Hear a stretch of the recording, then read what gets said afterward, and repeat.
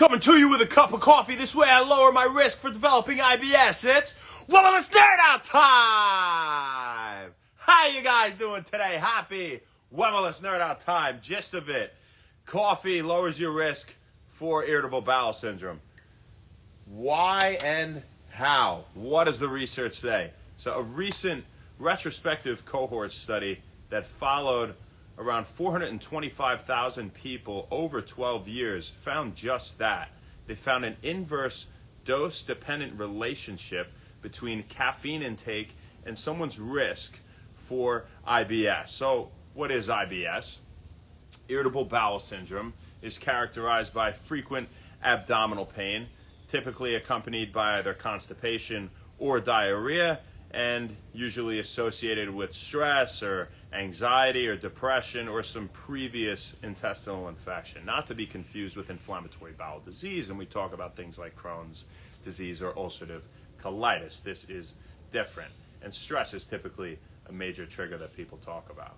Regardless, this study found that, again, there was a dose-dependent inverse relationship between coffee intake every day and someone's risk for IBS, meaning the more coffee someone had, the lower their risk for IBS. And if they had more and more, is actually lower and lower of a risk. 1 cup of coffee per day was associated with a 9% reduction in risk for developing IBS or having IBS. 4 cups of coffee was associated with a 19% reduction for your risk of having IBS. So pretty wild. I mean, you know, it's funny because when you talk about high caffeine intake, people are always like, "Oh my God, that's a terrible thing."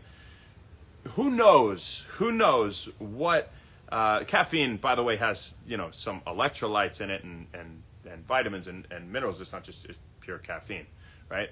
But watch a video on organic coffee berry, coffee fruit, if you want to see some other benefits of caffeine in itself, something that contains caffeine. But whether it's the fact that people are go-getters, that people that live healthier lifestyles that have more cups of coffee in a day, and that's why it's associated with a reduced risk of all-cause mortality, people that have more cups, and it seems to get better with more cups. Don't go having 20 cups of coffee you get excited and think, you know, but typically up to 4 or even a few more. These people have better health outcomes, you know. I mean, it's very fascinating, and you know, unless you get up to that 1,000 milligram of caffeine, you know, typically, granted you don't have any heart condition or anything of that nature, you know, then it's not something that should put you at an increased risk for disease or something that should be harmful. You know, you can have a decent amount of caffeine and be just fine, but you know, could it prevent you from sleeping? Of course, if you're a maniac and you drink it at night.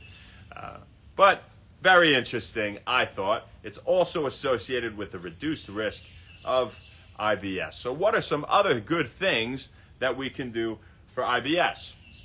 Well, fiber. You definitely want a lot of fiber. You can feed your gut bacteria, which is, I would also throw probiotics in there. Now, it depends on the history of infection, things like that. But, you know, I would definitely go for high soluble fiber, fruits and vegetables pretty much, right, and simple. And I would preferably things lower on the glycemic index, and focusing on vegetables and things like leafy greens, you know, and berries are great too, and many other things. But feeding the gut bacteria is very important for reducing inflammation, for improving metabolism and brain function and mood and all sorts of things. And when we talk about mood, well, if it's associated with increased stress and something like that as a trigger, there could be an issue with the gut microbiome. I think that's one of the first places that people should naturally look.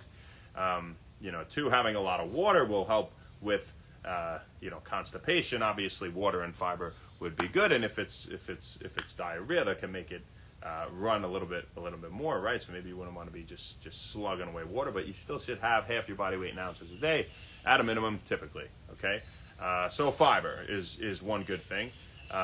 Exercise and stress relief are 2 other things that you're going to want to embark upon if you have IBS.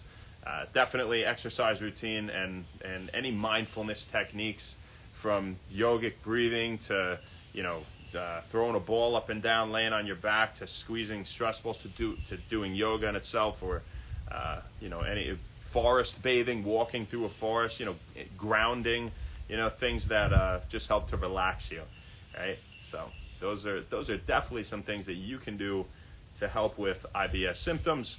And obviously talk to your doctor. Don't just take it from me and disregard important medical attention if you have IBS. But those are some things that might be able to help.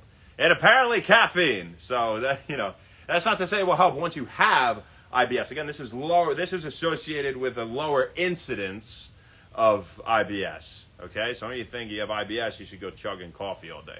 The other things that we mentioned, the fiber, the exercise, the stress relief, and probably probiotics are more important. And that's what we got for you guys today. I hope you got something out of it. Who do we got on here? Yeah, Dan, I'm not surprised. Yeah. Coffee is something else. It's associated with a lot of beneficial health outcomes. That's pretty cool, Dan. Coffee helps lower the risk of side effects due to spike proteins. Yeah. The Calagrex, Danny, I love you, man. El Simone, Russ Oates, Gent J Chef, Tyrone Johnson, Hanserwer, Ma, what's up? Rodney M. Shelton, hello, from Long Island, New York. Ven, Berlin Bad, what's up? Holly, how you doing, girl? Alexander August, Jeremiah, Sex the Gay Handshake. You guys have an absolutely fantastic rest of your Sunday. I am Brian's Life and Andre Nascimento. Thank you guys very much for tuning in.